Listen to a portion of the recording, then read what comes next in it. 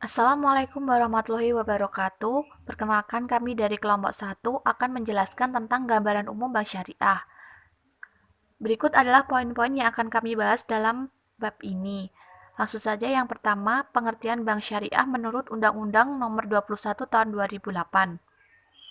Bank syariah merupakan bank yang menjalankan kegiatan usahanya berdasarkan prinsip syariah atau prinsip hukum Islam yang diatur dalam fatwa MUI seperti prinsip keadilan dan keseimbangan atau adil wa tawazun, kemaslahatan atau masalahah, universalisme atau alamiah, serta tidak mengandung goror, maisir, riba, zalim, dan objek yang haram.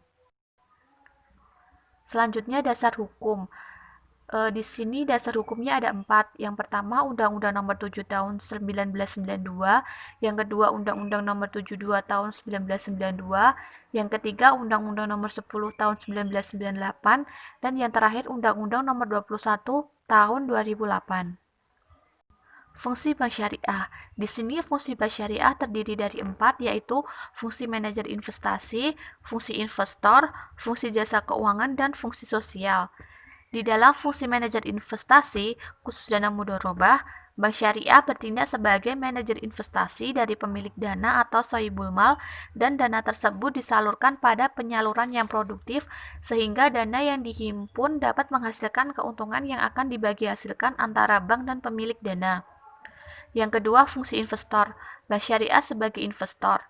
Di sini penanaman dana yang disalurkan bank syariah harus dilakukan pada sektor-sektor produktif dengan risiko yang minim dan tidak melanggar ketentuan hukum sesuai dengan prinsip syariah. Yang ketiga, fungsi jasa keuangan. Bank Islam menawarkan jasa-jasa keuangan untuk memperoleh imbalan atas dasar agensi kontrak atau sewa. Contohnya adalah clearing, transfer, inkaso, pembayaran gaji, letter of credit, dan lain-lain. Yang terakhir yaitu fungsi sosial. Di sini Bank Syariah memberikan pelayanan sosial seperti dana khot atau pinjaman kebajikan, zakat, dan dana sumbangan sesuai dengan prinsip-prinsip Islam.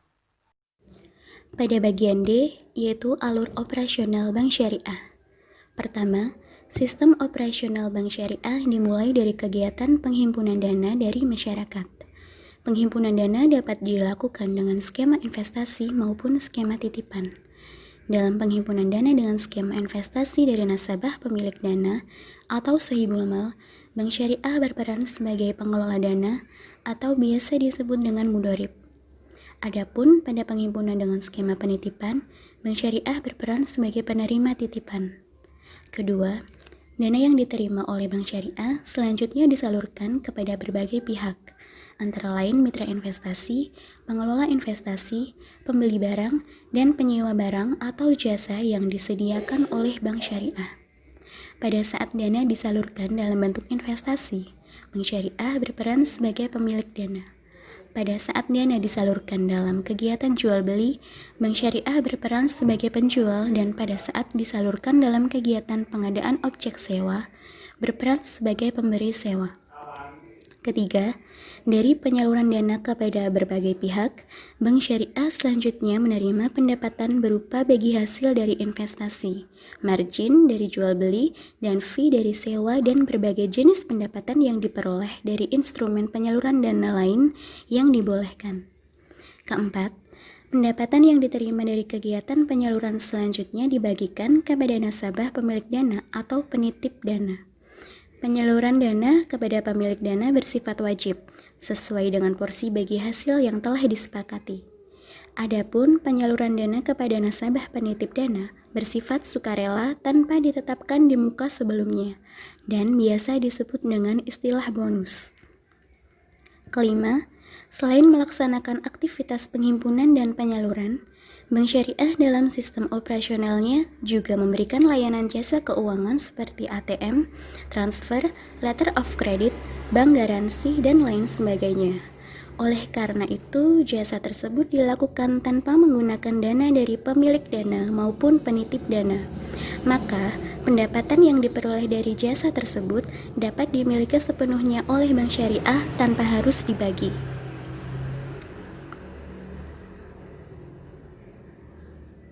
Selanjutnya yaitu bagian E, perkembangan bank syariah di Indonesia. Bank syariah di Indonesia secara konsisten telah menunjukkan perkembangannya dari waktu ke waktu. Kendati pangsa perbankan syariah sempat tertahan cukup lama kisaran 4%, pada tahun 2016, untuk pertama kalinya pangsa perbankan syariah terhadap total bank mencapai di atas 5%, yaitu 5,17% saat konversi PT BPD Aceh menjadi Bank Aceh Syariah. Di bulan berikutnya, tren positif ini masih terasa hingga pangsa pasar bank syariah mencapai 5,34% di akhir tahun 2016 dan 5,79% di akhir tahun 2017. Diperkirakan ini akan berlanjut jika rencana konversi beberapa bank pembangunan daerah menjadi BPD yang sepenuhnya berskema syariah, jadi dilakukan seperti BPD NTB. Kondisi ini adalah kemajuan positif guna mengembangkan industri perbankan syariah di tanah air. Dari 14 bank umum syariah, sebagian besar adalah bank swasta. Adapun dari 20 unit usaha syariah, sebagai besar adalah bank pembangunan daerah, yang kepemilikannya adalah oleh pemerintah daerah. Memilih animo masyarakat yang semakin tinggi terhadap perbankan syariah dan kuatnya komitmen kepala daerah, tren konversi BPD menjadi syariah sepenuhnya sangat mungkin terjadi dan dapat menjadi lokomotif dari kemajuan bank syariah di Indonesia. Kegiatan bank syariah itu ada 4. Yang pertama pendanaan, kedua pembiayaan, ketiga sosial, keempat jasa perbankan. Yang pertama yaitu pendanaan. Produk pendanaan yang ada dalam bank syariah itu ada 4 bentuk. Yang pertama giro, yang kedua tabungan, yang ketiga deposito, yang keempat obligasi. Giro sendiri itu ada 2 akad yang biasanya sering digunakan. Yang pertama yaitu akad wadiah. Akad wadiah. Wadiah itu ada 2, wadiah yad amanah dan wadiah yad domanah. Wadiah yad amanah di mana nasabah itu berperan sebagai penitip murni, jadi tidak ada yang akan dibagi hasilkan. Kalau wadiah yad domanah itu berarti pihak bank boleh menggunakan dana dari nasabah seperti untuk investasi dan lain-lain, maka nanti nasabah akan mendapatkan bagi hasilnya. Yang kedua yaitu qard. Qard yaitu berupa pinjaman, tetapi tidak semua orang berhak mendapatkan produk qard yang dikeluarkan oleh bank syariah. Kedua yaitu produk tabungan, yaitu dengan akadnya wadiah, qard, dan mudharabah. Mungkin yang di sini yang akan saya jelaskan yaitu mudharabah. Akad mudharabah itu nanti nasabahnya akan mendapatkan bagi hasil. Terus yang ketiga deposito atau investasi. Nah, deposito atau investasi ini biasanya dapat berupa investasi jangka panjang atau jangka pendek dan dengan menggunakan akad mudharabah. Yang keempat yaitu obligasi atau sukuk. Kalau obligasi biasanya itu diterapkan oleh bank konvensional, sedangkan sukuk itu yang diterapkan dalam bank syariah.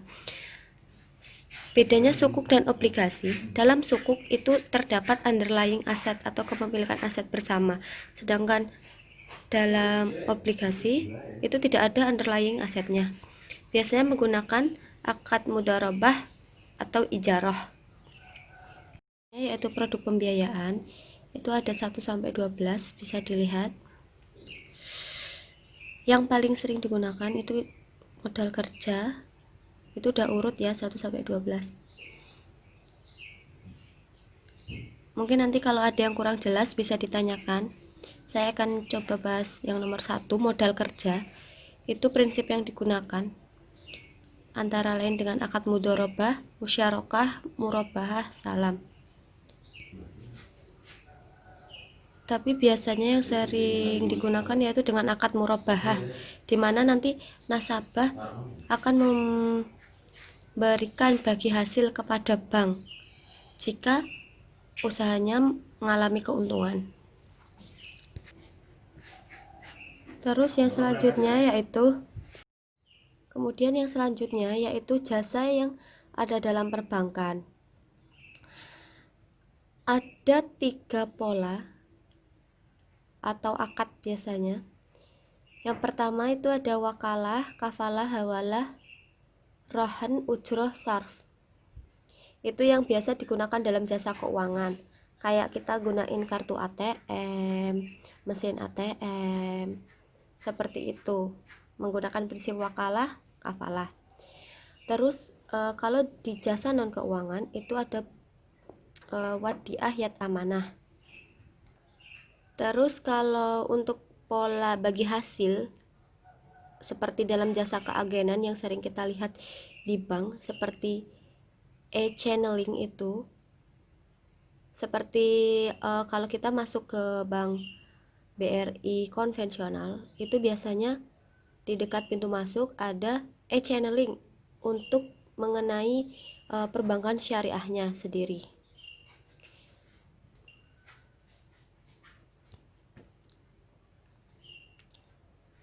Untuk dalam kegiatan sosialnya, pinjamannya, yaitu ada Qardul Hasan atau pinjaman kebajikan. Pinjaman kebajikan ini tidak semua nasabah dapat mengajukan pinjaman kebajikan. Pinjaman kebajikan ini diberikan kepada nasabah yang telah lama menjadi nasabah pihak bank tersebut dan telah dipercaya, biasanya seperti itu.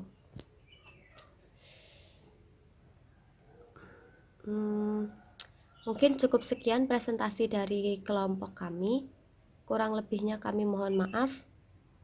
Dan terima kasih atas perhatian teman-teman semua. Wassalamualaikum warahmatullahi wabarakatuh.